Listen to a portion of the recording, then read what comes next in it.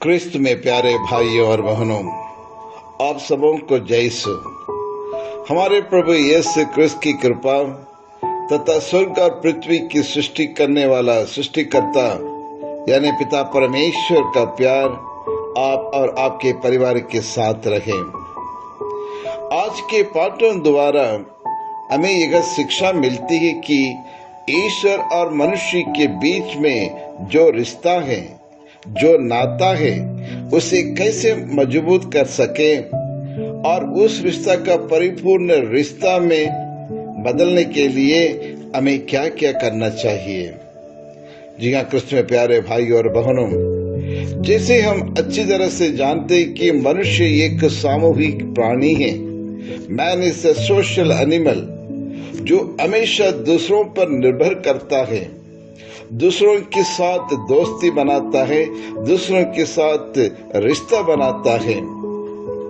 और ये रिश्ता किसी एक व्यक्ति अकेले नहीं बना सकता है।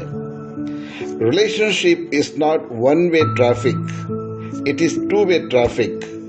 रिश्ता दोनों व्यक्तियों के बीच होता है, एक तरफ से नहीं बनता है।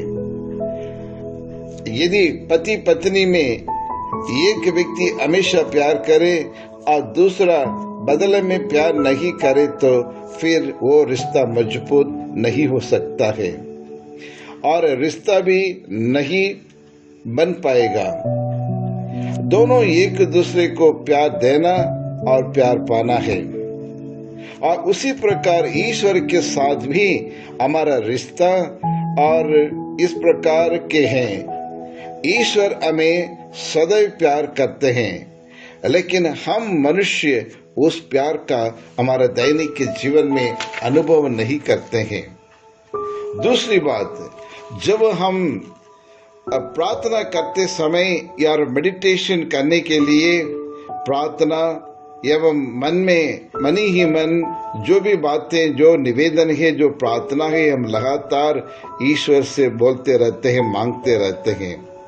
और इसलिए ईश्वर हमेशा अपनों से बात करना चाहते हैं, लेकिन उसे हम नहीं सुन पाते हैं क्योंकि हम लगातार अपनी प्रार्थना में ईश्वर से एक के बाद एक प्रार्थना, निवेदन या फिर अपनी और मन की बातों को बताते रहते हैं।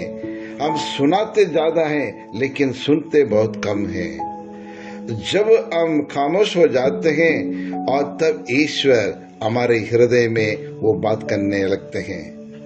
और यही कारण कि हम ईश्वर और मनुष्य के बीच का रिश्ता पूर्ण एवं मजबूत करने के लिए आज की तीनों पाठें हमें अच्छी शिक्षा देती हैं।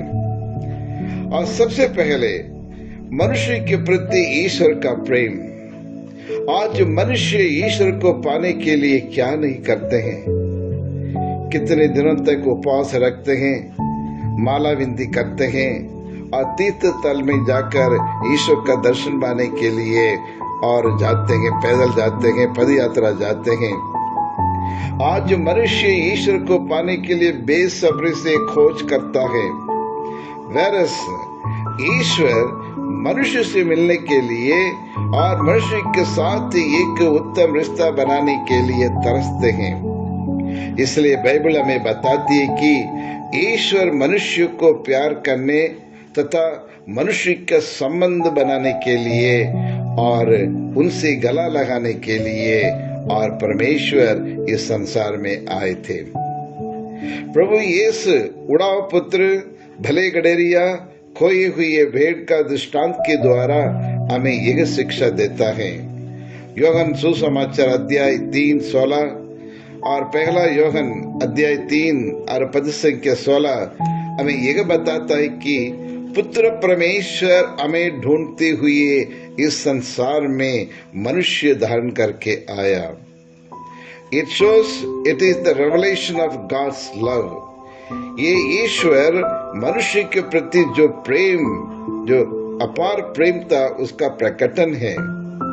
आज का पहला पाठ में नबी यशायाह बताते हैं कि अपने दागबारी, नबी यशायाह से कहते अपने दागबारी। ये दागबारी कौन है? ये दागबारी का मतलब पीपल ऑफ इज़राइल, इज़राइल के लोग। आज आप दागबारी के लोग हैं, मैं वो दागबारी हूँ और हम सब और इस दागबारी का लोग हैं। और इन लोगों के लिए ईश्वर ने बहुत कुछ किया और बहुत कुछ दिया भी है। ईश्वर एक लिस्ट बनाकर बताते हैं कि और इजरायली लोगों के लिए उन्होंने क्या किया नहीं किया है। वही संदेश आज आपके लिए मेरे लिए लागू है। नबी इसायाह का ग्रंथ अध्याय 5 और 1 में मैं अपने मित्र की दागबारी, और ये वाक्य है, ये सेंटेंस हमें यह सिखाते हैं कि हम ईश्वर के संतान है, परमेश्वर की पुत्र पुत्रियां है। आगे देखें और इसायाह किताब अध्याय 5 और पद संख्या 2 में उसने उसकी जमीन खुदवाई और इसमें से पत्थर निकाल दिए। इसका मतलब ईश्वर मनुष्य के जीवन में जो बुराई, ये बुरी आदतें, पाप, अन्याय और कलंक को निकालकर उन्हें पवित्र जीवन देने के लिए कोशिश करते हैं। आज हमारे पारिवारिक एवं दैनिक जीवन में दुख, तकलीफ, परेशान, समस्याएं, वेदनाएं क्यों आते हैं? वे इसलिए हमारे जीवन में आते हैं ताकि हम पवित्र बन सके, शक्तिशाली बन सके, धैर्यवान बन सके और निष्कपट निष्पाप व्यक्ति बन सके। और इसलिए इतने सारे दुख तकलीफ हमारे जीवन में आता है। और नबी ऐसा ये आगे कहते हैं, उसने इसके बीच में मीनार बनवाई, यानी दागबारी की सुरक्षा के लिए उन्होंने मीनार बनवाया और चारों तरफ से फेंसिंग करवाया, और ताकि इजराइल लोगों को बचा सके। इसका मतलब या इसका अर्थ होता है कि ईश्वर हमारी चट्टान है, हमारी ढाल है, हमारा गढ़ है और हमारा रक्षक है, और जीवन के हर एक पहलू पर हमारी रक्षा करने के लिए हमेशा तत्पर है। शैतान की शक्ति और मृत्यु की शक्ति से हमें बचाने के लिए हमेशा प्रभु हमारे साथ रहते हैं। और ये शैतान की शक्ति या मृत्यु की शक्ति हमारे ऊपर हावी नहीं होने देता है। हमारे परमेश्वर ईश्वर सदैव अपने भक्तों की रक्षा करता है। इसलिए बाइबल कहती है, स्तोत्र गीत 27 पद संख्या 1 से 5 हमें यह बताता है कि ईश्वर हमारे रक्षक हैं, हमें कैसे कैसे संभालता है, संकट के समय हमें कैसे बचाता है। और प्रभु मेरी ज्योति और मुक्ति है, तो मैं किससे डरूं। जब कुकर में मुझ पर टूट पड़ते हैं और मुझे निगलना चाहते हैं, तो वे मेरे शत्रु विरोधी लड़खड़ा कर गिर जाते हैं। और कोई भले ही मेरे समान पड़ाव पर डाले, मेरा हृदय भयभीत नहीं होता है। मेरे विरुद्ध भले ही युद्ध छिड़े, मेरा भरोसा दृढ़ बना रहता है, क्योंकि वह संकट के समय मुझे अपने तंबू में सुरक्षित रखता है और वह मुझे अपने तंबू के भीतर छिपाता है। वह मुझे चट्टान पर खड़ा कर देता है। आगे बाइबल कहती है, कृष्ण में प्यारे भाई और बहनों, उसने अच्छी दागबारी लगाई, यानी परमेश्वर हम में से हर एक व्यक्ति को, हर एक ईसाई को, हर एक मनुष्य को एक अच्छा और एक नेक इंसान बनाया और उन्हें हर प्रकार के वरदान, योग्यता, टैलेंट एवं हुनर भरा हुआ इंसान बनाया था। लेकिन मनुष्य इन सारी चीजों को भूल जाता है। और दूसरा, ईश्वर के प्रति मनुष्य का प्रेम और ईश्वर के प्रति मनुष्य का रिश्ता कैसा है। ईश्वर के इस उत्तम उपहार के बदले में हम क्या दे सकते हैं? हम ईश्वर को कैसे प्यार कर सकते हैं और हम कैसे उसको कर्ज चुका सकेंगे? कृष्ण में प्यारे भाई और बहनों, God wants in return that we should also love him perfectly. यानी ईश्वर निरंतर मनुष्य को प्यार करते आ रहे हैं और उम्मीद भी करते कि मनुष्य भी उस प्रभु को प्यार करे और ईश्वर के कहने का ईश्वर का कहना माने, ईश्वर के नियम को पालन करे, तन से मन से पालन करते हुए ईश्वर की आशीष को बड़ी मात्रा में ग्रहण करे। ईश्वर के प्रति हमारा प्यार कैसा है? किसी एक गांव में एक अच्छे ईमानदार व्यक्ति पवित्र जीवन जी रहा था और उसके पास मसीह के लोग जाकर कुछ प्रश्न करने लगे। भाई साहब, ईश्वर हमें बेशर्त अत्यधिक प्यार करता है और उस प्यार के बदले में हम कैसे ईश्वर को और प्रेम कर सकते या प्यार कर सकते हैं? उस धार्मिक व्यक्ति ने थोड़ी देर मौन रहकर उत्तर दिया, ईश्वर से प्यार करने के लिए एक हृदय काफी नहीं है।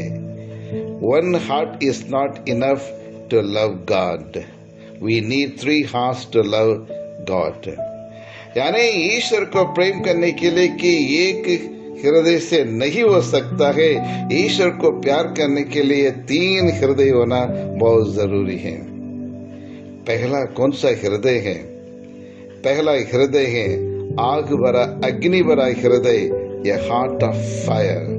ईश्वर से मिलने के लिए और ईश्वर के अनुग्रह को प्राप्त करने के लिए, ईश्वर की कृपा को पाने के लिए हमारे हृदय में और एक भूख, एक प्यास होना चाहिए और ईश्वर की पवित्र आत्मा की अग्नि को ग्रहण करने के लिए तरसना चाहिए।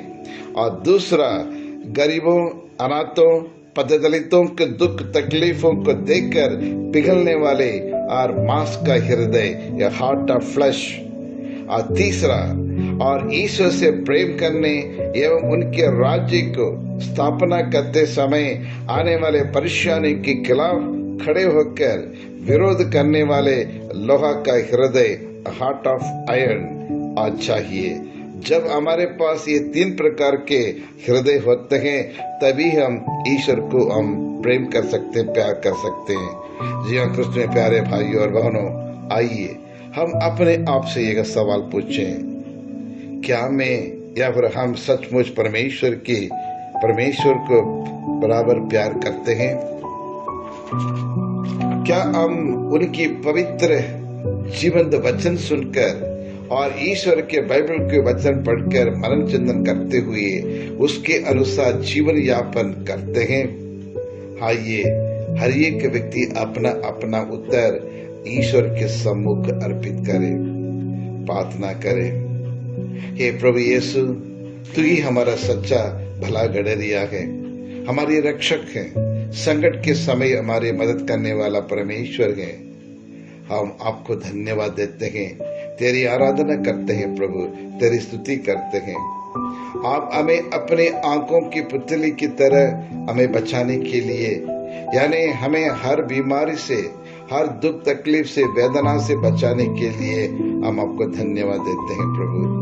हमें आशीष दे, कृपा दे, ताकि यौवन सुसमाचार अध्याय 15:8 के अनुसार हम ऐसा फल उत्पन्न कर सके जो आपकी महिमा प्रकट हो सके और हम सब आपके अच्छे फलदार शिष्य बन सके। यही प्रार्थना हम करते हैं हमारे प्रभु यीशु क्रिस्त के द्वारा। आमीन, आमीन, आमीन।